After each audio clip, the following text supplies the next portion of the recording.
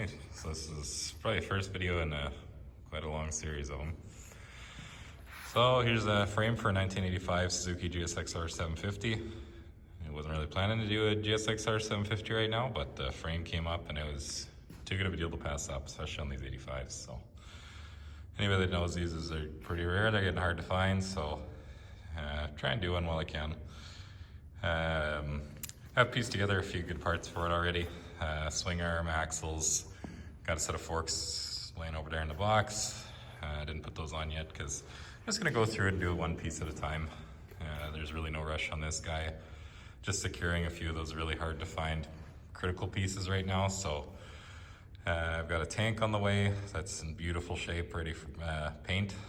And then really the only imperfection with this frame, it's not bent at all, which is good, but typical GSXR 750 with how they have the steering stop set up, your left one always breaks off. So it's the reverse to most frames where you're gonna have one giant post on the neck and you'll have two nubs on the steering, the bottom of the triple clamp.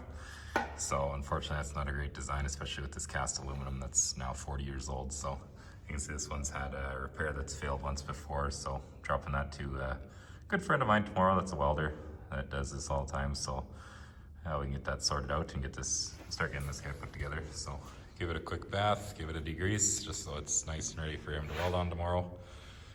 And we'll go from there. Hunting down a motor currently and a wheel set for it. Which doesn't look like much right now, and it's probably a 1 or 2 year project, but it's gonna be a fun one and it'll be worth it in the end. Okay, so it's about 2 days later. Fortunately, my welder was able to get a good weld rooted in there and get me a pretty beefy steering stop put on there. I did ask him to add a little bit of heft to it just because these break all the time. As well, he did leave it a bit long. I'll grind it back myself and kind of set my steering angle, especially once the forks and everything are mounted. I'll know a little better. I'll measure off, point on the headstock. So yeah, fortunately, he said the casting was pretty good when he got into it. The weld was clean, and there we go. I'm pretty happy with that. She's nice and strong for the future. So I'm gonna finish getting this frame cleaned up and start putting it together.